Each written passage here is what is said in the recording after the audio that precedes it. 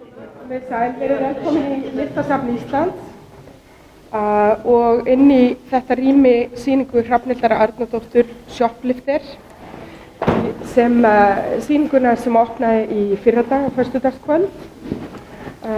Birta Guðjónsdóttir heiti ég og starfa hérna sem sýningarstjóri, deildarstjóri sýningardeildar og var svo heppin að geta unnið með Hrafnhildi að þessari sýningu sem sýningarstjóri. Hrafnhildur,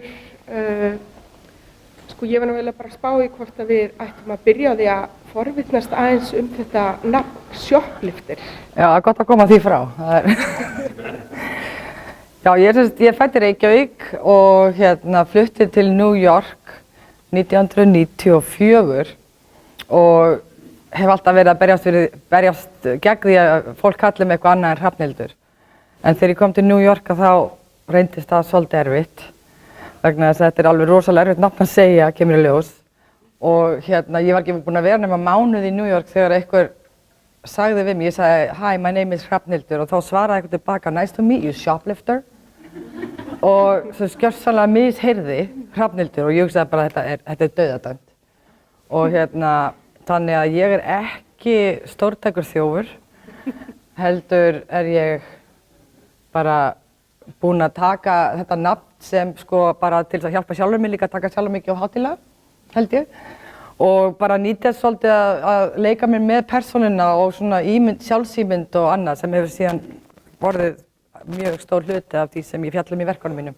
Já, gaman að skuli svona margir vera komnir og ég vona að við njótum dagsins saman. Við verðum, ég gerði ráð fyrir við værum hérna saman kannski í klukkutíma og ykkur er mjög svo velkomið að spyrja spurninga og koma með athugasemdir og annað bara í okkar. Bara rétt upp hönd? Spjalli. Já, rétt upp hönd.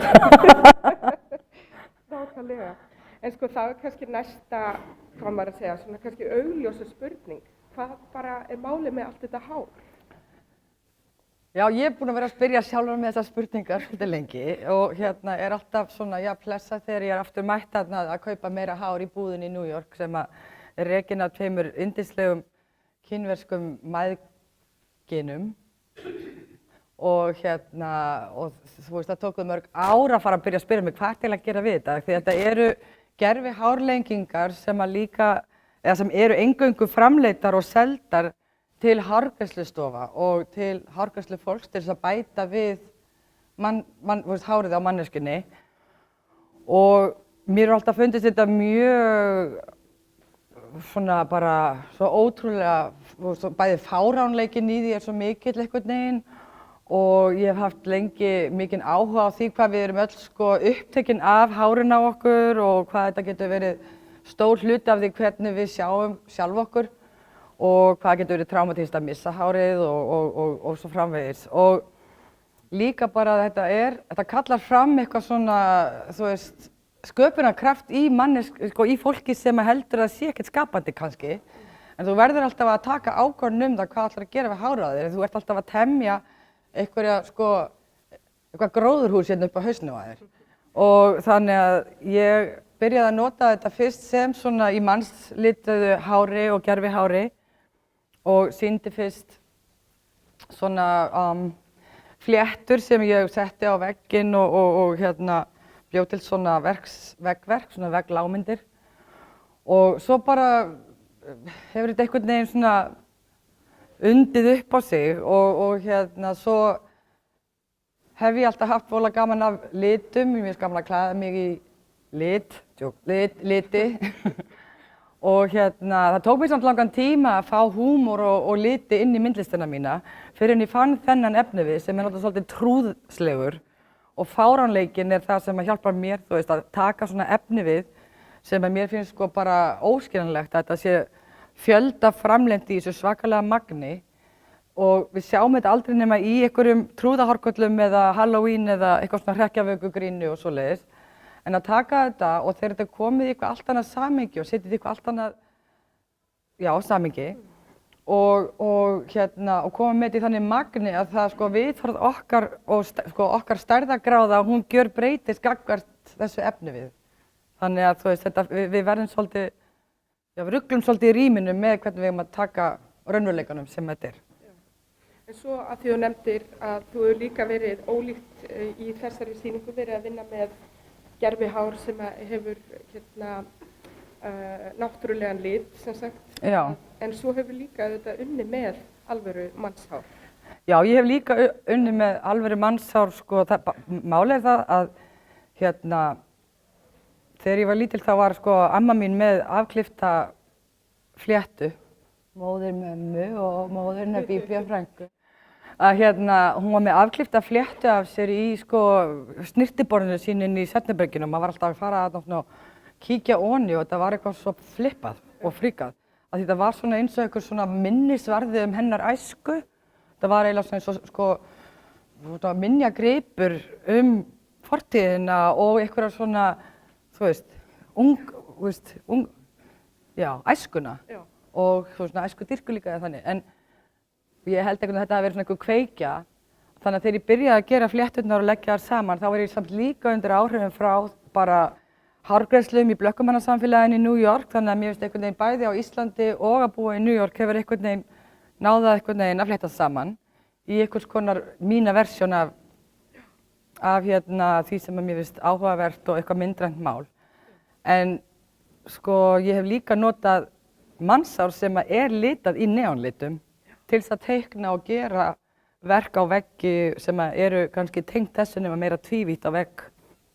En þetta er í fyrst skipti sem ég gerir svona stóra innsetningu úr þessu massa af þessu hári, sko. Ég fekk einmitt spurningu frá einni af mörgum samstarfskonum okkar og fólki sem búið að vera að setja upp þessa viðamiklu sýningu hérna á síðustu dögum.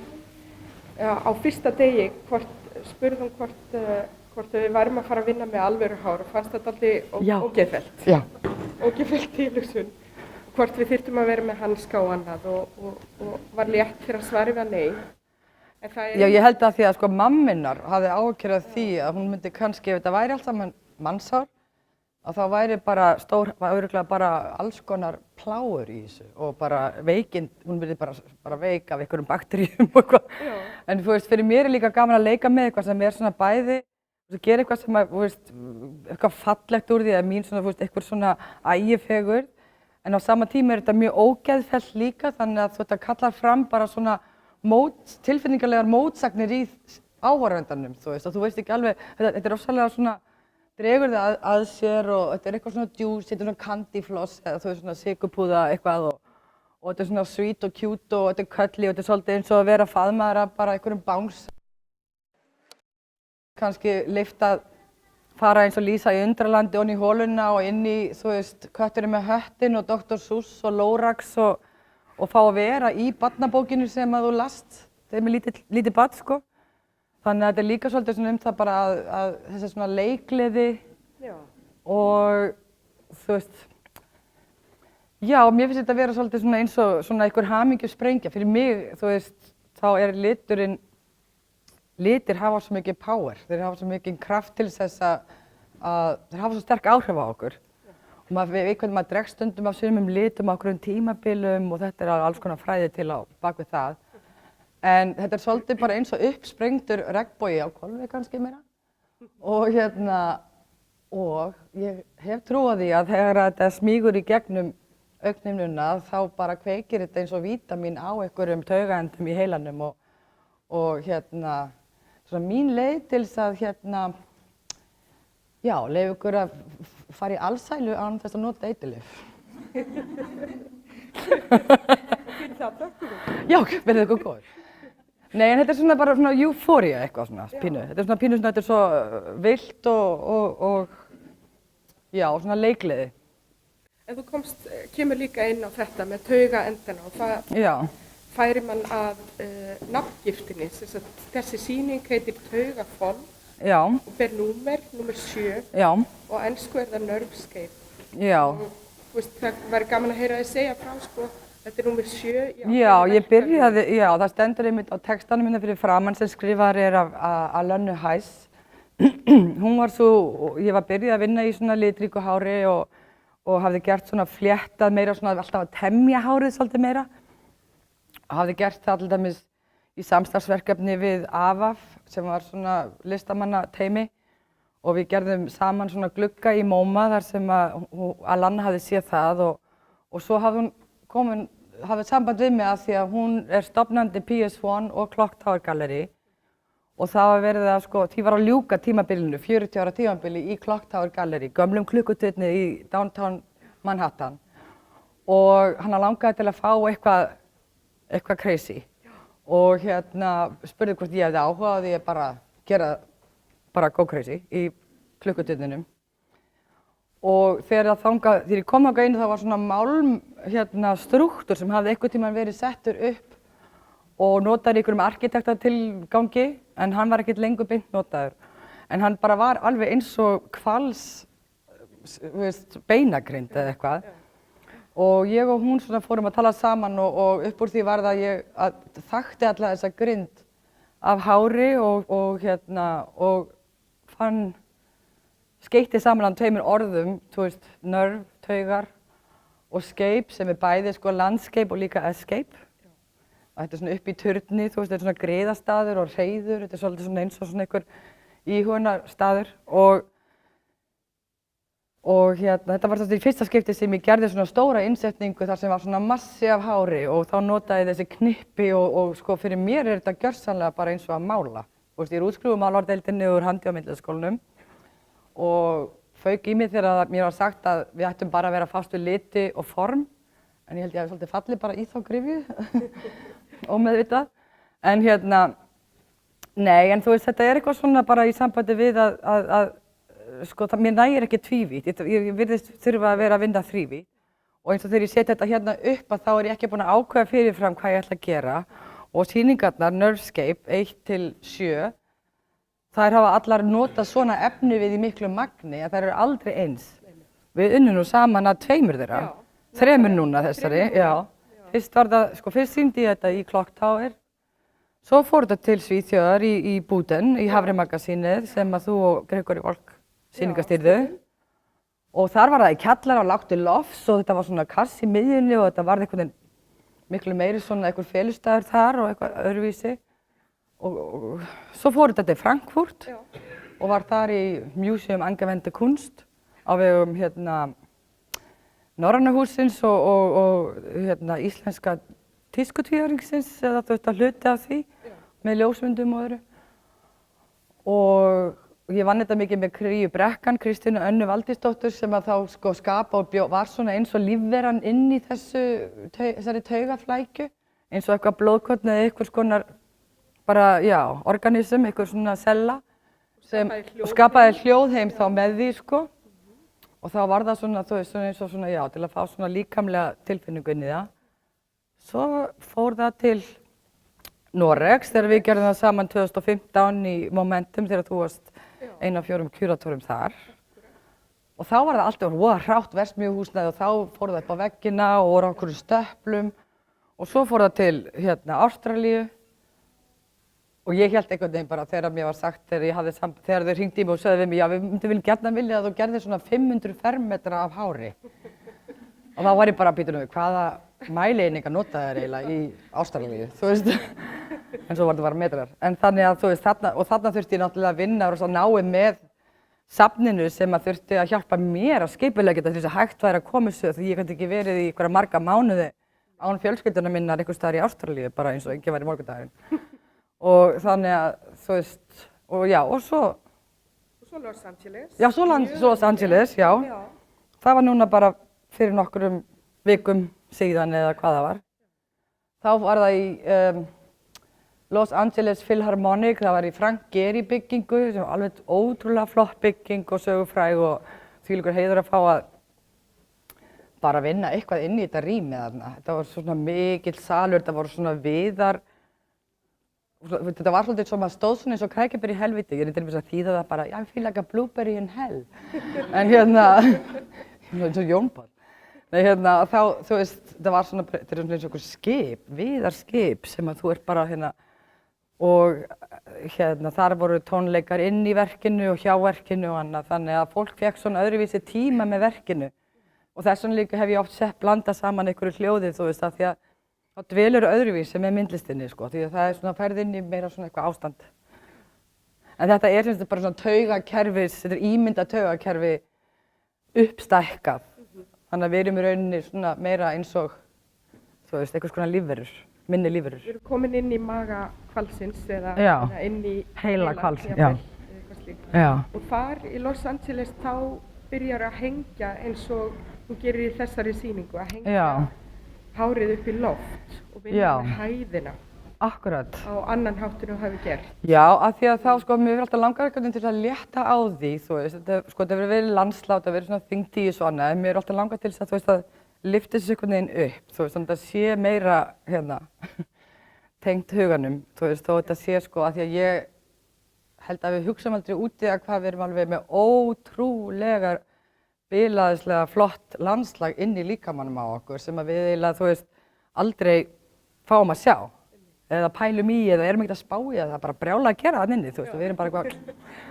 Og hérna þegar ég var ólíta þá, þú veist, einmitt áttaði mig á því, þú veist, að hérna bara, þú veist, bara brjálar hávaði og þú veist, svo er þetta alltaf pumpast og vissinast og maður heyrði það ekki einu sinni.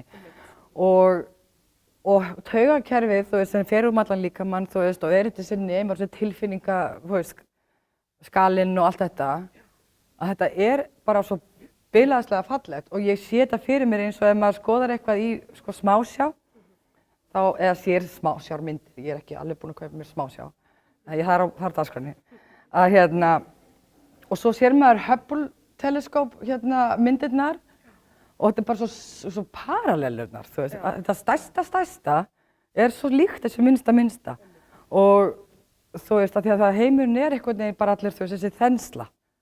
Frá einu litla upp í stóru og ég gerir líka sko svona lítil verk sem mér finnst alveg jafn kraftmikil og eitthvað svona skilurðu, þannig að Já, náttúrulega svona nútíma ljósmyndatækni og smásjártækni og annars konar tækni sem ég kann ekki nefna. Já. Hún er alltaf að gera okkur betur og betur grein fyrir akkurat þessu lífi. Já, og ég var að gera þetta sem einhverja ímyndar hugmyndir taugakerfið og svo bara fór að koma fram hérna, ég lesi mikið taugasálfræði og annað, svo fór að koma fram sko nýjasta tækni í heilaskönnun og það var það bara ljósmyndir af verkunum mínum og ég bara bittu nú við, hvað er höfundarétturinn? Nei, hérna, en þá setja ég svona liti í og nema taugaendana í heilanum og miða við þú veist þessa heilastöð og þessi sérnum cognitive, eða þú veist málkennd eða hvernig það málfar og þessi sérnum tilfinningar svona og svona. Ég var gjörsamlega orðlaus sko, þetta kallast brainbows, ég hveti ykkur til þess að, eins og brainbow, og ég hveti ykkur til þess að googla þessu bara, þú veist, einhvern tíma því að það fatti hvað ég tala því og mér dauðbrá að það var ég bara, þú veist, realisti. Þetta er ekkert ímyndunarveiki, skilurðu. En ótrúlega ljóðrænt, fallegt nafn yfir þetta og svo marga einmitt hluti sem að tengjast líkamannum og geimnum. Já. En það er náttúrulega samt þrátt fyrir hérna, þessa tækni að þá auðvitað líka hefur akkurat líkaminn í framleiðslu sinni á hári alveg stöðu, nöglum, kannski stefnandi blóði, svona verið þessi mælikvarðar á mynd mannkynni á einmitt allra þess innri starfsemi. Einmitt, og líka það þú veist að þegar við þú veist erum öll að þá sko það sem að eitt af því fáa sem hægt er að halda í er hár. Og þess vegna hefur, sko, ég meina, ég var mjög inspirerað, eins og ég hef oft sagt í viðtölum að ég, veist, fann svona, hérna, minningarblóm sem að búið til úr mannsári því ég var að vinna í Fríðu Frænku í gamla daga og ég bara, vá, þú veist, þetta er eitthvað svona tækni sem er lærð af móður til dóttur og eitthvað og mikið í Svíþjóð og líka í Ameríku. Nei, það er eitthvað sérstæk tækni, ég reyndi að kenna mér það sjálf en ég veist ekki, já, mamma, hvað varst þú þegar?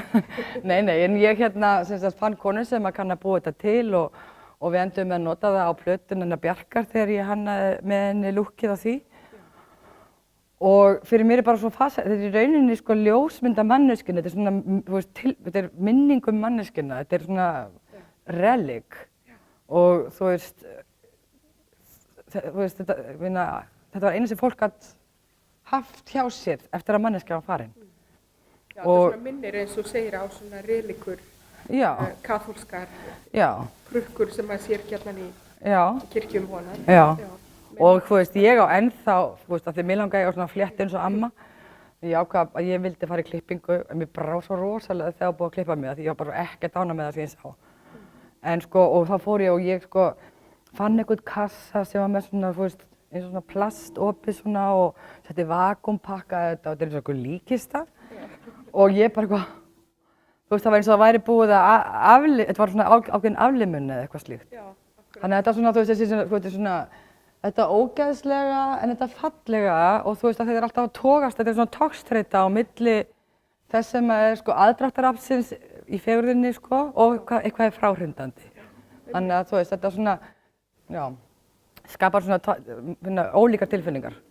Og eins og kannski svona tengist, svo ég vitni í þig sjálfa, þess að við höfum talað áður að hvað líka það að vinna með hár, gervi eða alvöru hár skapar mismunandi bara hugrenningatengsl fyrir mismunandi menningar kannski heima á svæði. Já, því að til dæmis að þá, þú veist, sko, við tölum sko good hair day og bad hair day af því að það eitthvað svona hárið á mér allt í klessu og nú dagurinn ómögulegur og eitthvað svona, ég kenni hárunum, ég hafa með glataðan hárdag. Og þetta kannski amerískt meira, en og síðan líka sko, þegar maður hugsaður að því að maðurinn minn frá Póllandi til dæmis, og þegar að fólk að sjá kannski verkin mín í Póllandi, að þá hugsa það bara helförina, Auschwitz og það að, þú veist, hárið var tekið af gyðingunum til þess að rýja það öllu sjálfstrausti, einstaklingshyggju og brjóta niður, þú veist, þess, sko í rauninni bara mótþróa. Þannig að þetta er svona leið að því að þetta hefur allt að gera með að hver við þetta hefur svo mikið að gera með að hver við erum. Og líka eins og hugsaður þú veist, í ameríska hernum, þar fara allir í crew cut, sko. Það er til þess að setja alla í sama mótið, þannig að það sé engin frávik í gangi. Þú veist, þannig að þetta er svona til þess að, þú veist, að hemja eitthvað svona einstaklingshyggju. Og ég var alveg, mér varst alveg magnaðin saga sem kom bara einhvern tímann til mín á Facebook, að það var það voru amerískir indjánar sem voru, ég man ekki hvaða árið þetta var kannski 40 eða eitthvað, ég veit það ekki. Þá voru það verið að fá þá sko í herinn af því þeir voru svo góðir sko í að nema þegar og þú veist, óvinurinn var að nálgast og þegar og þeir voru góðir svona tracking, þú veist bara leita uppi og elta og þú veist, voru bara með svo flott innsæi í náttúrunni við að, þú veist, að lesa í alla mögulega hluti. Svo þeir voru fengnir til að vera í hernum, sko, til þess að hjálpa hernum eitthvað og þá var rakað hárið og þeir mistu alla hæfileika. Til þess að það bara, þeir skynjuðu bara ekki neitt. Það bara slokknaði á öllu. Og það var sko hópur sálfræðingar sem að rannsaka þetta var svo ómögulegt eitthvað og komist að þeirri niðurstöðu að þetta hafði með hárið á þeim að gera. Þetta var orðið eins og einhver sko loftnet eða einhvers konar antenna. Það var komin einhver sko viska þarna í þessa enda. Ég elska svona sögur. Já, það ger ég líka. Nei, þetta er mystery og þetta það að við erum miklu meira heldur en við höldum að við séum, bæði innra og ytra. Og þú veist, ég meina veiðihár, ég meina þú veist, þetta er alltaf, þetta er bara, þú veist, hvað bifast og þú veist, og maður er kannski búinn að missa alltaf tengsl við alls konar svona frumstæðar, þú veist, notkun á líkamannum. Já, nákvæmlega.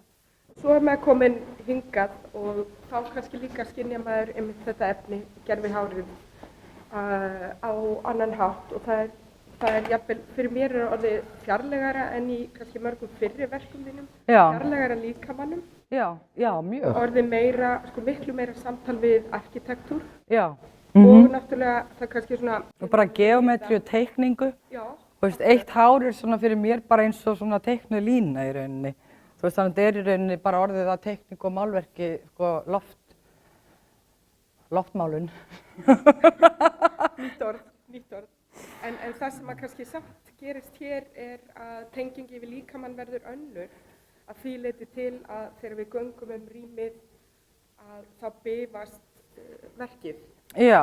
Það bifast í vindi og og þú getur snerta og það kallar í raun og veru á snertingu. Já, ég teki eftir því að það er eiginlega bara sársaukafullt fyrir fólk að fá ekki að snerta þetta. Að þetta er einhvern veginn þannig efniviður að annarkvort viltu alls ekki snerta það eða þú bara verður að koma við það og ég hef oft reynt að gera svona hreiður svo fólk getur lagst líka bara í það og hort svona í kringu sig.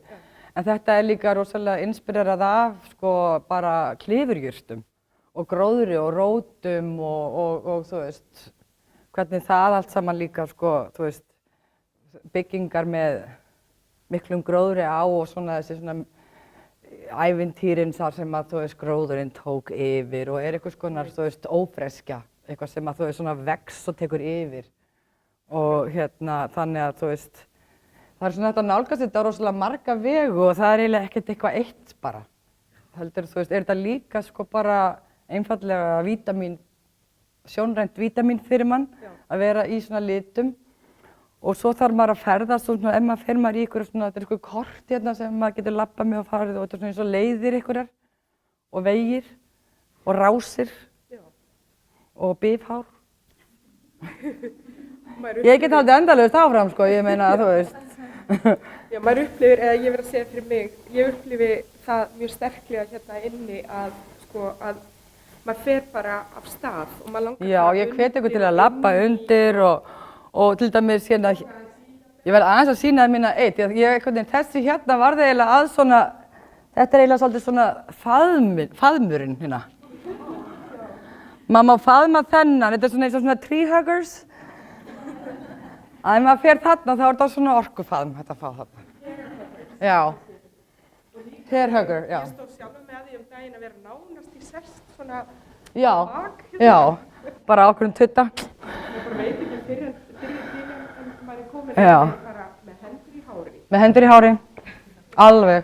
Nákvæmlega. Já. En mér langar líka aðeins að tæpa á sko að því að komin að með arkitekturinn og þú ert að vinna í öllum þínum verkum, sem sagt Nerdscape verkunum, þá ertu átt í samtali við rýmið og þetta eru allt staðbundnar innsetningar. Já. Eins og hérna, rýmið hefur mjög stóra ákvörðunarþáttur í verkinu.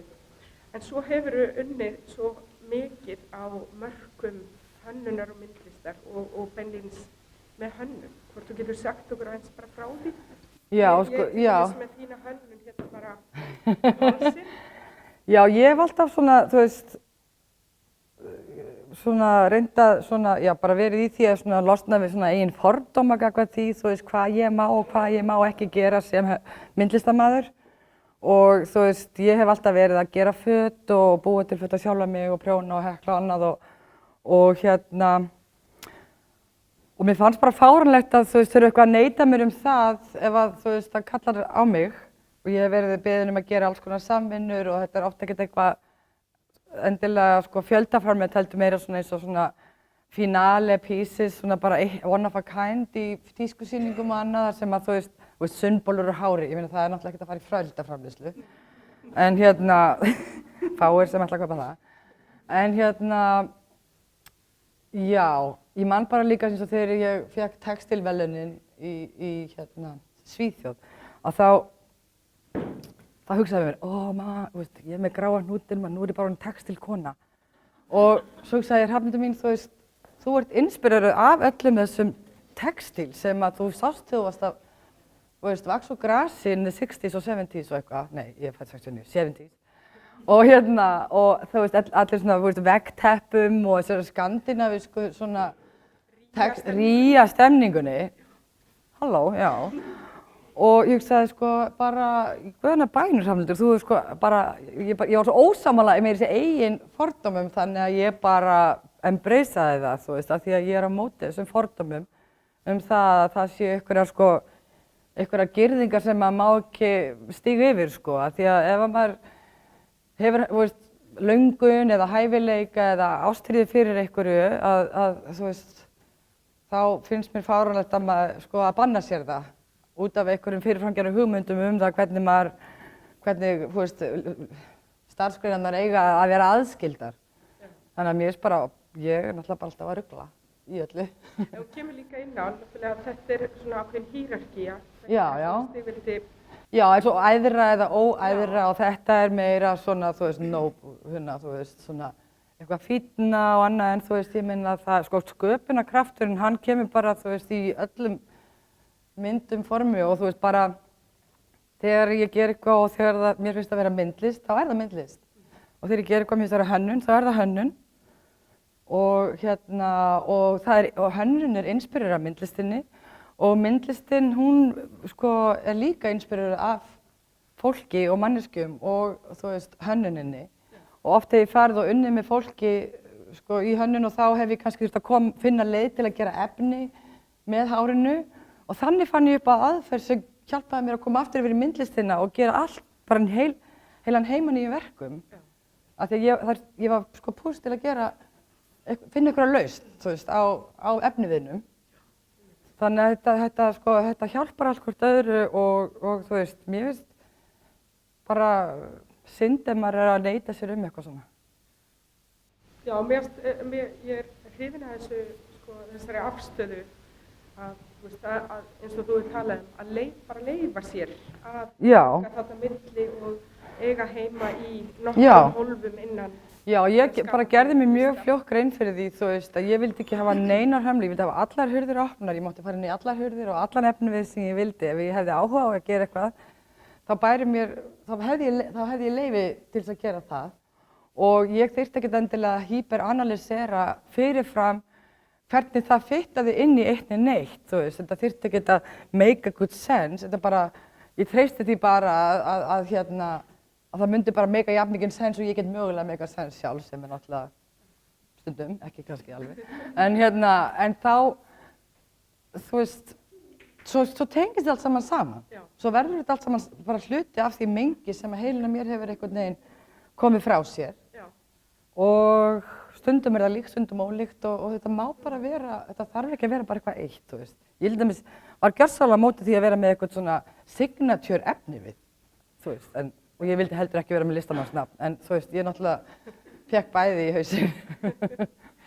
Nákvæmlega, já, og þetta er áhugavert svona, hvað maður að segja, að það er töluverð fyrirstaða, allavega skynja ég, í því hvernig á að bara kannski tala sko, list eða hönnun sem er á einhverju miðjusvæði. Já.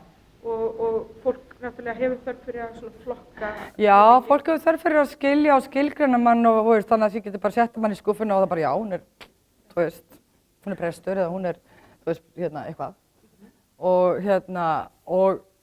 En, þú veist, mér finnst ekki dóla spennandi að vera með þetta allt niður njörvað og þegar ég kem inn í svona rými líka þá er ég ekki búin að ákveða fyrirfram. Ég er náttúrulega að sé eitthvað í hausnum á mér sem ég get ekki einu svona miðlað.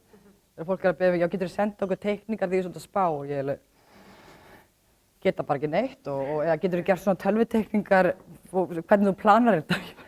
Nei, þú veist, það enda með því tek bara, þú veist, yfirstökuna penn og túrsina og okkur myndir af og bara, þú veist, og það bara virkar. En af því að þegar ég kem á svæði, þetta er svona, sko, það er ekki séns að temja þetta fyrirfram í þessu formáti. Og þú getur ekki ákveðið hvernig, þú veist, því þú verður bara, efniverðin verður bara að leyfa þér að vinna með sér. Já, einmitt. Og það er ekki fyrir í Space komið og mér finnst það skemmtilegt að vita ekki nákvæmlega hvernig þetta endar. Og vera svona, þú veist, að rífast við þetta hérna og þú veist, að reyna að láta þetta allt smetla saman og vera ekki eitthvað, þú veist, og svo maður með einhverja eigin reglur, svo það var eitthvað, ég er mér rosalega góða reglur sem er sko, ekki blanda saman gulu og bláu, að þá hugsa maður bara IKEA. Og svo skiptir engu máli, skilur þú veist, en það er bara eitthvað svona... En þú ert ekki með regluna hérna að með ekki blanda þessum crazy litum... Já, turkis, bleikur og burgundi, það er bara... Nei, og það er líka svolítið gaman að blanda saman einhverju svona fáránlegu, sko. Já, einmitt. Við vorum að tala aðeins daginn að þegar maður til dæmis bara gengur niður stigann hérna, að þá blasir náttúrulega við manni, hugurinn býr til einhverja mynd. Já. Þetta er mynd. Já. Og svo genguru á einhvern hátt inn í þessa mynd. Já. Og hún verður þrívíð þegar hún komin inn. Já. Og svo eins og þú nefndir áðan, hvert einasta skref breytir í þessari mynd. Já, þetta er mjög svona, hreyfanleg. Það er eiginlega erfitt að festa, þú veist. sig í einhverju einu, þú veist, þetta er alltaf að breytast, þannig að þegar ég var alltaf að hengja þetta upp, þá var ég bara, já, nei, þetta er ómögulegt hér, en nei, þetta er mjög flott hinum megin frá, ok, þú að velja það frekar. Og þetta er bara svona eins og komposisjón eða málverk eða annað, þar sem maður sko, þú veist, mér langaði til þetta myndi svona umlíkja fólk og hérna, þú veist, vera svolítið svona overwhelming, en samt svolítið bæði þungt og létt. Og þú veist, það var mjög ákvörðun að taka þetta hérna, þú veist, þannig að það, þú veist, strax sem maður kæmi inn að þá kæmist maður, þú veist, í staðan fyrir að vera bara með þetta hér, þú veist, að fá þetta svona til þess að taka yfir salinn og þú veist, eiga svolítið heima hérna eins og eitthvað brjálaður húsagróður. Þannig að...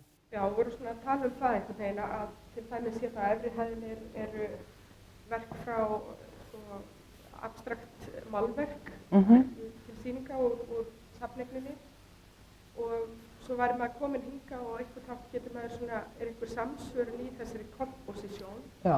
En hér ferðu í raun og veru inn í málverk. Já, þetta er orðið eitthvað svona önnur vídd sem að býður fólki upp á að upplifa myndlistina í. En það er líka, mér langar að koma aðeins aftur inn á, sko, að því að eins og þú nefnir að þú gerir ekki fyrirfram sko, mikla teikningar, kemur og improviserar inn í rýminu. Já, efniviðurinn, hann sko leiðir mig áfram. Sko, hann leiðir áfram, en það er náttúrulega líka sem er að gerast, nú leyfi ég mér að segja bara því ég er svona náttúrulega að fylgjast með því hvernig þú hugsar og vinnur og við öll sem að störfum með þér við svona sýningu náttúrulega erum líka, þú veist, stödd inn í þessari improviseringu. Já. En þú hefur náttúrulega þjálfað þetta rosalega vel. Já. Og kannski oft gerir maður sér sjálfur ekkert endilega vel grein fyrir slíkri þjálfun. Mér er það sko, veist, ég er búin að vinna svo mikið með efnivið í 15 ára eða eitthvað. Og þú veist, bæðorinn kannski svolítið samdauna, þú veist, þannig ég bara, já, er þetta nóg við, þú veist, og einhvern veginn, er þetta á lítið? Þú veist, en sko, þú veist, mér er svo eðlislegt að vera með þetta og þetta er eitthvað svona þessi taktæl, svona snertikend og annað og þetta er svona meditative og annað og fyrir mér er, já, einmitt, ég veit það ekki, ég gerir mig enga grein fyrir því, ég veit ekki hvernig ég á að segja. Nei, nákvæmlega. En þetta verður eitthvað, ég veit ekki hvernig ákvarðanir eiga sér stað, það er bara eitthvað svona tilfinning að þetta er rétt. Nei, þetta má allt í einu bara, þessi blá má alls ekki vera þarna. Þú veist, og þá er þetta einhvers konar fegurðarskins eða ballans inn í verkinu, ballans á milli þessa hluta og ég vildi, þú veist, ekki hafa bara guld hér, þannig ég skellti líka þarna inni og lítið aðeins, þú veist, brjóti þetta upp þar og fá hennan dökka hérna sem er, þú veist, ekki svona típísku litur og svona tónaliti sem að gæti þá verið svona, þú veist, eins og svona, þú veist, turkis yfir í grænt yfir í blátt, þú veist, þannig að það var svona ljóst yfir í dökkt og þú veist, bara, þetta er bara algjört málverk, þetta er bara svona þrívítt málverk. Já, nákvæmlega, sem má koma við. Það má alveg klappa þessu bara fallega svona, ef maður langar. Nei, ekki þetta toga mikið svona. Nei, en mér finnst svolítið líka að fyndi samt að ég gerir þetta svona laust og þetta er næstu, svo toga ég í þetta náttúrulega. Og svo þú veist líka að þetta flækist þig eftir að koma öll heim og vera bara andskotinn hvað er þetta hérna og eitthvað. En þetta er eitthvað sko, ég skal veðja þig eftir að sjá þetta í Vesturbænum eitthvað svona. Af því að þetta fer alveg svona bara ferðalag og þetta er svona eins og rykmís eða eitthvað svona sko, ló eitthvað sko, eða eitthvað svona lífræn svona, þú veist, bútar sem að þú veist svona fara frá móðurskipinu sko og bara á eigin, þú veist. Svona læsa sig á þig og eru bara svona með þér út í melabúð og eitthvað, þú veist. Þetta er svona eins og, hvað heitir það, tumbleweed dandilín? Já, þetta verður svona, já, eins og vinkonum minn einu í gær, hún hélt á svona kúlu bara, ég fann það alltaf undir skónum mínum. Þá var þetta svona lítið svona, þá var þetta svona alveg eins og svona einhver lítil hár kúla. Sann bara taka mig heim. Þetta er nú þegar farið að gerast í bara safnbyggingunni, það er hérna lítil litrík lóð. Já, mér finnst það er eitthvað líka þetta lífræna og þetta svona, þú veist, þessir svona blóð, korn og sellur og svona, þú veist, lífræn svona efni, eða þú veist, eitthvað svona sem að vex og er bara, þú veist, farið af stað eitthvað annað, þetta bara tekur á sig eigið líf. Já, nákvæmlega. Eitthvað svona ævintýra. Tjörnin verður alveg full af þessu. Nákvæmlega. Fjólubláar hérna endur.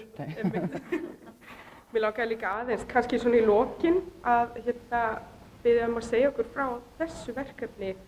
Já, ég gerði sem sagt hérna, já. Ég var rosalega glöð af því að ég, þú veist, sko, gat ekki gefið mér tíma til, ég hef aldrei getað gefið mér tíma til að fara eitthvað á fullum krafti út í hönnun, þó mér finnst gaman að svona flörta í því, að þá er þetta alltaf svona pínu framhjáhald og